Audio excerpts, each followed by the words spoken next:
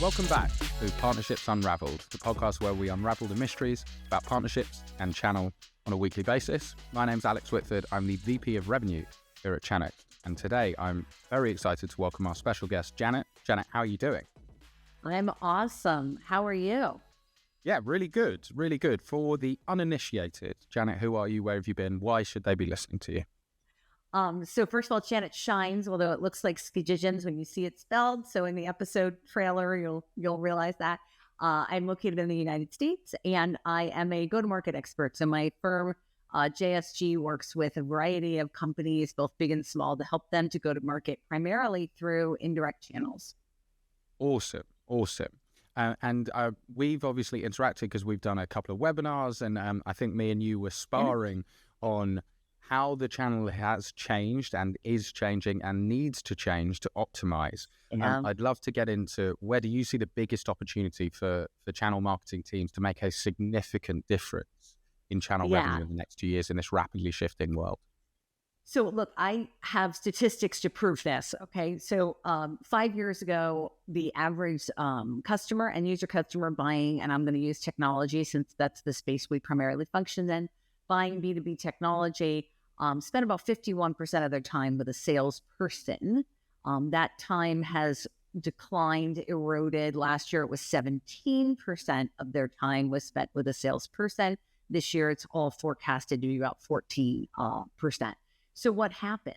What happened is customers are on a self-discovery journey. And so when customers are on a self-discovery journey, who is prescribing that journey? It's marketing.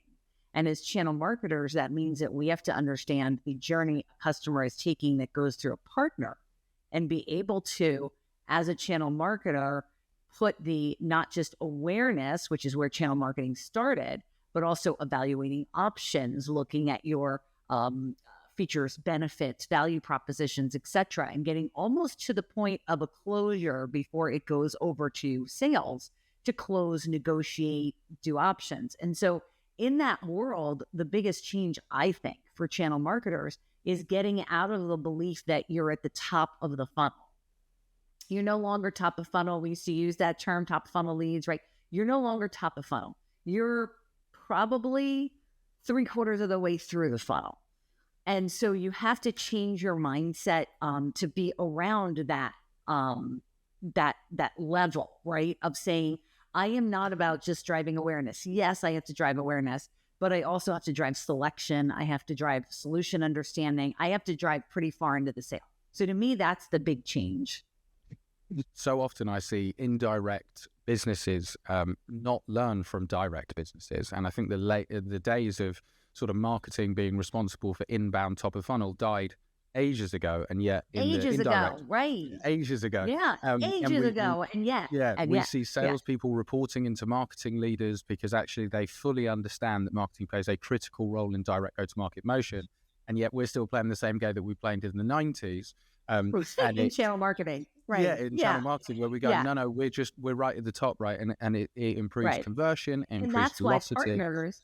Sorry to step on you as I get excited. And that's why partners are so frustrated with the marketing that they do get from their vendor, right? Because it's just not as direct as what their marketing team would give them for direct selling. And so I think it's that disconnect between, to your point, we haven't learned enough in many channel marketing organizations about where the customer is actually going in the customer journey, and continuing to work at the brand awareness level versus deeper down into the funnel. Yeah, and as we see that shift, I think one of the biggest changes that we've seen in the direct go-to-market motion is the use of social, and social not just for awareness, but actually for continued nurture.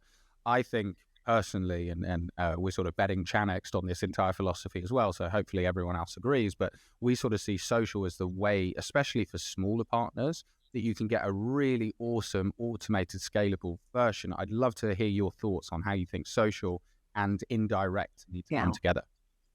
Social selling is our most popular indirect marketing program that partners sign up for. And I want to make sure I stress that here to the listeners. Partners' most preferred popular program is social selling. We've done billions of dollars of funnel with particularly smaller partners, right, who don't have the marketing prowess and the marketing budgets of some of the bigger guys. or gals.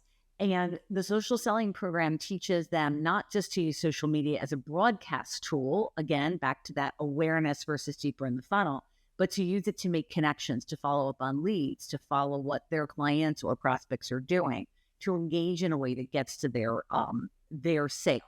And what's fascinating about our social selling program is we have definitively proven that the folks that go through the social selling program and practice social selling daily are achieving quota at 3.7x, so almost 4x their peers who are not practicing social selling. Now, with that said, only about 12% or so of channel partner sellers are yet social selling experts. We're working as fast as we can at JSG to get more folks through that program. Of course, shameless plug, if you want to put your partners through the program, reach out. But what's fascinating to me is that those folks are just killing it in social selling. We just published a podcast and a use case with a gentleman up in Montreal who tripled his funnel in 60 days and quadrupled his closes in 100. And so what did he do different from anybody else? He just practiced social selling. And so we truly believe that social media is the way forward. Now, that doesn't mean angry tweets from your couch or X's from your couch about, your meal somewhere that you didn't like that DoorDash delivered.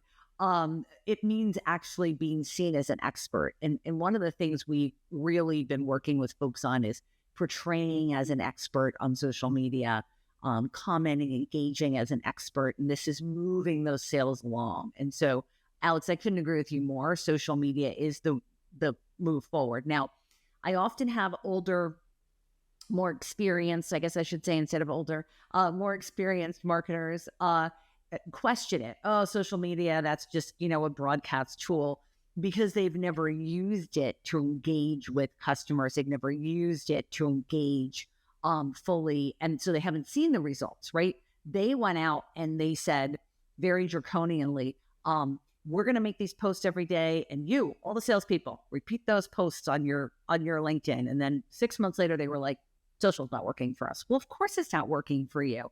It's as if you told your sellers to go to the next networking event and run up to people and start screaming in their face about what your company did. Because social media is no different than being in a networking event. You wouldn't do that. You warm people up first, right? Then you talk about what you do. And so that's, we really teach selling on social media versus broadcasting. So long-winded answer, but I hope it helps.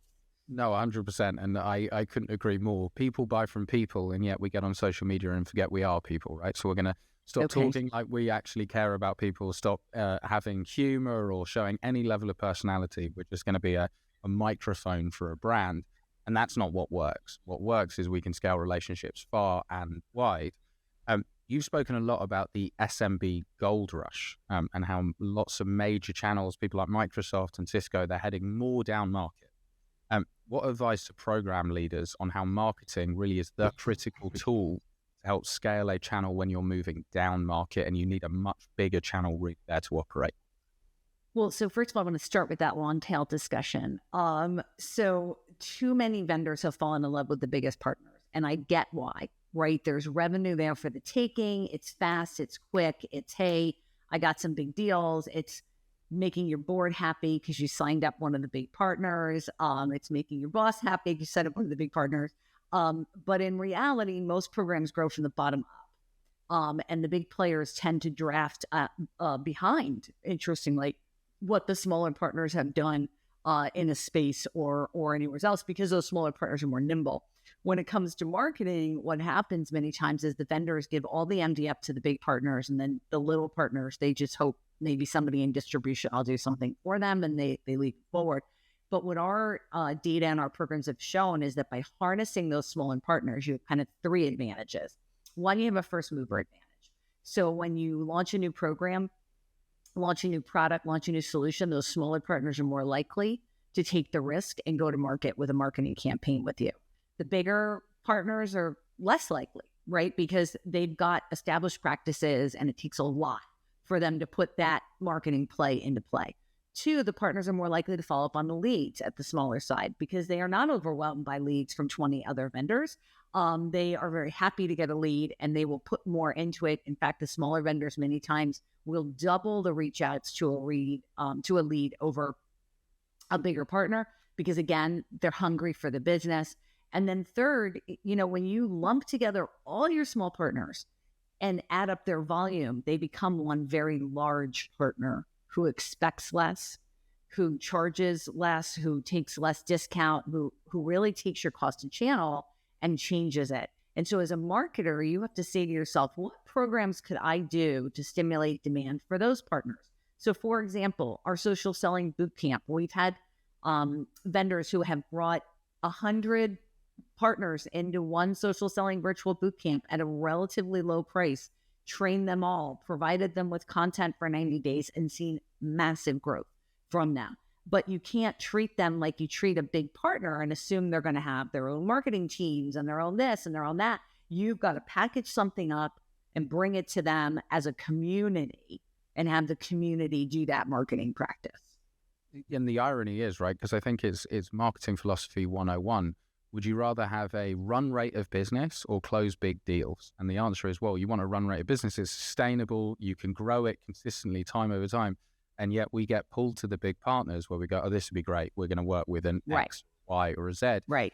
And and if you're building a sustainable, strategic, long-term mission, it's no, I want thousands of small deals consistently through hundreds of partners consistently, because we just keep adding a little bit each month, and that will continue to grow and it will continue to protect us. Yeah. That's such a great point. I'm asking you to regurgitate a fact that I heard you use the other day in terms of the ROI spent down market versus spending in that up market. What's the differences that you've seen there?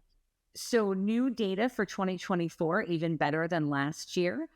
So the ROI up market is somewhere between 17 to 21x maxed out for most vendor programs. And down market, we're seeing 33 to 41x. So even bigger in 24 based on 23 results, because when we last spoke in 23, it was 22 results, right? So we just finished rolling up that year. And so the results are big. Now, that's not to say that you're not going to have a big partner that has 50x ROI for a specific program, and not to say you wouldn't have a smaller partner that has no ROI depending on execution, right? Because the partner has to execute. But we are seeing a massive split between the smaller partner ROI. Now, there's two reasons for that. One, typically you spend less down market than you would spend up market, so it makes your hurdle a little easier. But two, as I mentioned earlier, their close rates are better. So down market, the close rate is actually 30% better than up market, and that substantially changes your ROI. Yeah, focus beats talent, right? And like you say, you can have the best partners in the world, but when they're dealing with hundreds or thousands of leads across a year, the focus is just not there, right? And so I'd rather they're not as hungry as the guy who only got 5 this month. He's got 5 leads this month. He's going to follow up on those till the cows come home. Exactly that, right? And I think you've got to be positioning. Now, what I find really fascinating about this whole discussion is really we're talking about the operational complexity of building a long-scale channel, because it's how do we have the touch points? Typically, we want people in front of people doing training sessions, and maybe partner portals don't work as well as we would like them to. We're not getting the right levels of engagement, but we seem to be deviating away from an operational challenge. And instead, we're just going, oh, that's complicated. Let's just keep chucking MDF at maybe partners who don't give us the level of return that we're after. Very interesting. Yeah. And I think, if you kind of, as marketers, sometimes we have to pull up a little bit. We fall in love with our own stories because we're great marketers. We told great stories. And I think one of the stories we told ourselves is we were getting a better bang for the buck up market. And I'm not here saying cut all your spend up market. That's not realistic either, right? But we do have to realize the larger partners many times have glory campaigns. So they're having you pay for their golfing outing and their president's club and they're this and they're this. And they're not so much joining your program as you're joining their program. And so I think it's for all of us to say, let's negotiate that a bit. So if that big partner says, hey, I want $250,000 for my package or $1 million for my package or whatever it might be, let's negotiate that. Negotiate that down 10, 15, 20%. I'm not saying cut the funding. I'm saying find places to negotiate take that money back to doing a community campaign, you'll do two things. One, you will endear yourselves to the community of partners that are out there. And two, you will see better ROI. It's win-win-win, because your ROI will also go up on the big partners because you cut some of that fat out of your MDF spend. Yeah, and I sort of love that philosophy. One of the consistent things that I've seen when I speak to sort of marketing leaders is segmenting your partners on, do they use marketing as a profit center or a revenue generator? And then many use it as a profit center. Yeah, drop it to the bottom line. Here's a great question for you to ask. I always ask this of the big partners and the big distributors, because they're often tasked with managing the long tail and get tons of MDF that doesn't go down market.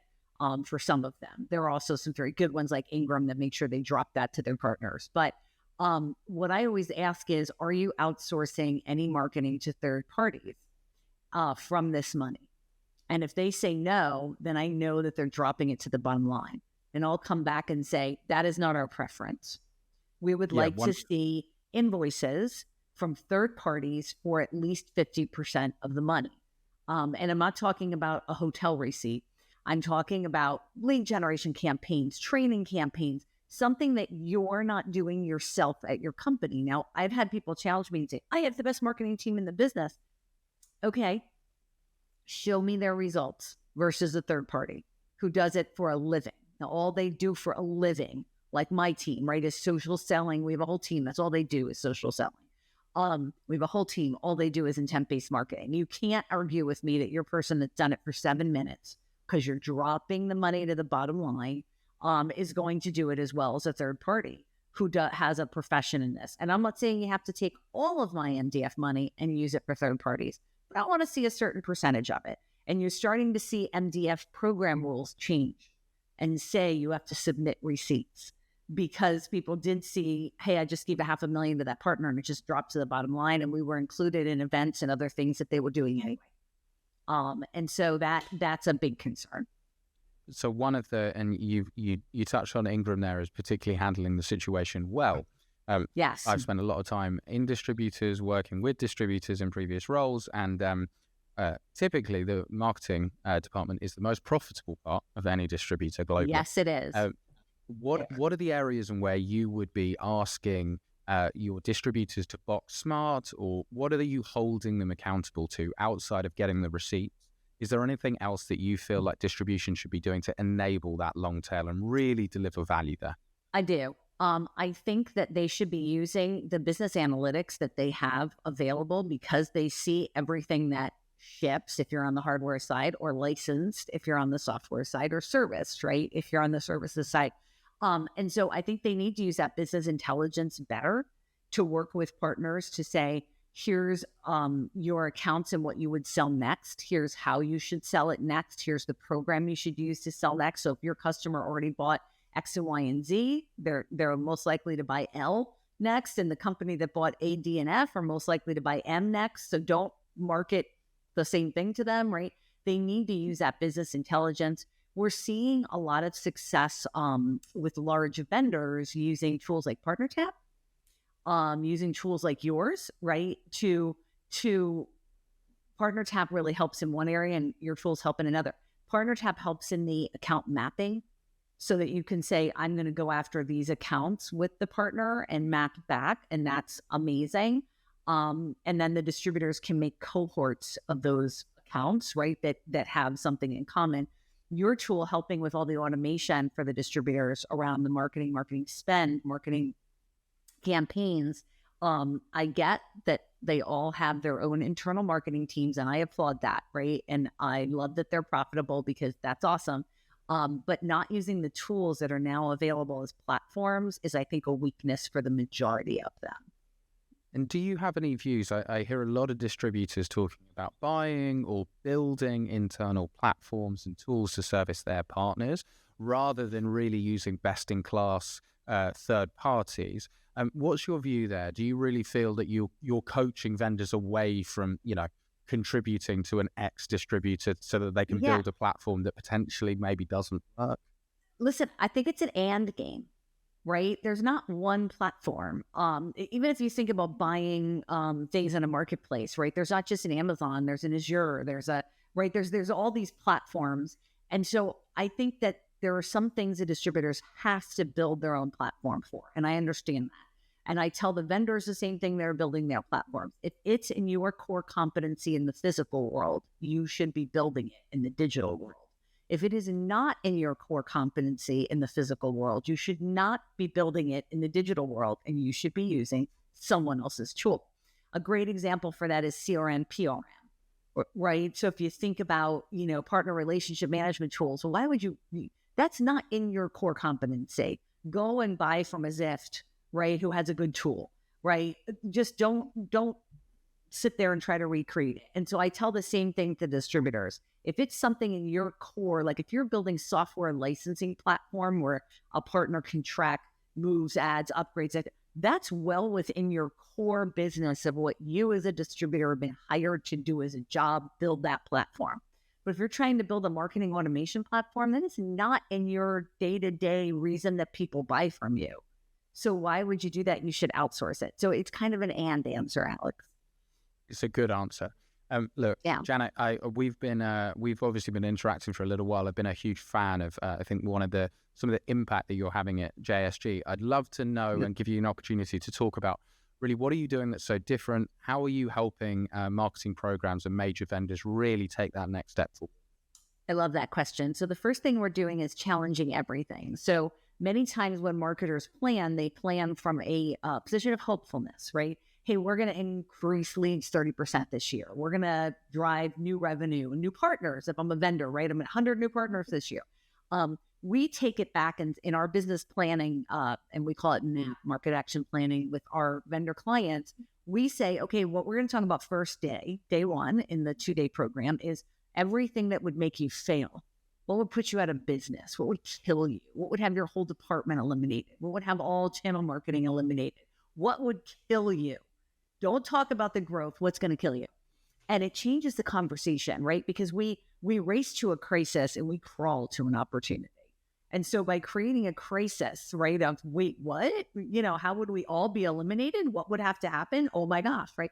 You start to see the other side of that equation is what would make you highly successful as opposed to incrementally successful. So that's the first thing we do in our market action planning. And then we go through what is the current channel marketing? What is your MDF program? What's your partner program? How do we change this to adapt to a world that's being driven on influence, multiple partners in a sale, marketplaces, a socially connected community? And how do we then take the investment you have today and rejigger that investment to be right for the channel of the future, including changing some programs? Then as we change the lens down to the partners, we work with some of our great partners like Partner Optimizer to create cohorts of the partners that are going to get marketing treatments because they have a lot of information on the partners and what the partners sell and what they're actually good at versus what the partner tells you they're good at. And we create these cohorts or communities of partners and put them through plays. And this is the key in the channel. For too long, channel marketing has been about up here, right? Awareness, the program. No, you got to do plays. Like I've got 500 partners that are in the managed security service play. I've got 700 partners that are in the managed infrastructure play. I've got 300 partners that are in the pure play hardware. I've got, right. And these are the plays. This is the play. And then the final thing that we work with, and this is probably the hardest, Alex. And so, if you're a channel marketer, like just lean in, deep breath, cleansing breath, is stop marketing your company. You're supposed to be marketing the partner. You're in channel marketing. So if you're ABC Co and your channel marketing is 75% ABC Co, you failed. Your channel marketing should be 75% plus partner with a little sprinkle of your vendor information, because the partner is selling their brand first. They're selling now in increasingly everything as a service world. Their managed service first. Many times the customer doesn't even know what is part of their bundle. They don't know who they have for endpoint security. They don't know whose SD-WAN they have. They don't know, right? They don't know. And they don't need to know. What they know is that Bob's pretty good partner is who they have a contract with that makes sure all their IT works. And so when you try to advertise you, all you do is have the partner go, yeah, I'm good. And not use your marketing. This is, I want to stand up and applaud. This is the thing that winds me up so much, because brands talk about, hey, look at our features and benefits. I'm sat there going, we know not to sell like this. Why are we marketing like this? Instead, we're talking about the problems that we solve, the security that we deliver, how we can make glory from nothing. And then the partner gets to wrap their logo and their messaging around that. And then, yes, it's powered by X. Correct. Yeah. And I will tell you, if you want to see your partners just lean in and start working with you, present an entire marketing campaign that never mentions your company in the area that you're in, and that mentions instead where the partner's strengths are, and you will have partners flocking to you. And by the way, they will sell your service. They understand how it works, right? They understand that if you create an entire white paper and campaign and all kinds of things for, I'm just going to use managed security, and I'm on a thing today, for managed security in your SNOC or NSOC, whichever way you want to say, Network and Security Operations Center. I like SNOC because it smells better. Sounds 100%. funnier. Yeah. But if you do a series of educational content on that and the partner's value add in that, the partner understands loyalty, and they will drag your solution into that and do more and more with you. And I think as channel marketers, kind of my final closing thought on that is we like to make things harder than they need to be. And so we keep trying to recreate the wheel when, like, really and honestly, it's a plane, right? That we need to get built. And so, kind of challenge everything, burn the boats, as it's as the saying is known, and just take a new approach. Janet, that's been awesome. It's great to see your unique vision on the world. It's clear why JSG is having such an impact in the market. We are partnerships and channel through and through in this podcast. So we wouldn't be a partnerships program unless we ask for referrals. We like to ask our guests to recommend the next guest that we should have on. Who did you have in mind? I think Chris Jones, who, by the way, just won Channel Influencer of the Year last week, and is just, I think, the best channel sales leader out there, is the right guy to get on next. And so where's Chris work today? Chris is at AT&T, and he leads their channel. Excellent. Chris, we're coming for you. Janet, it's been a real pleasure. And to all our listeners, I hope you found this as valuable as I did, and we will see you next week. Thanks so much.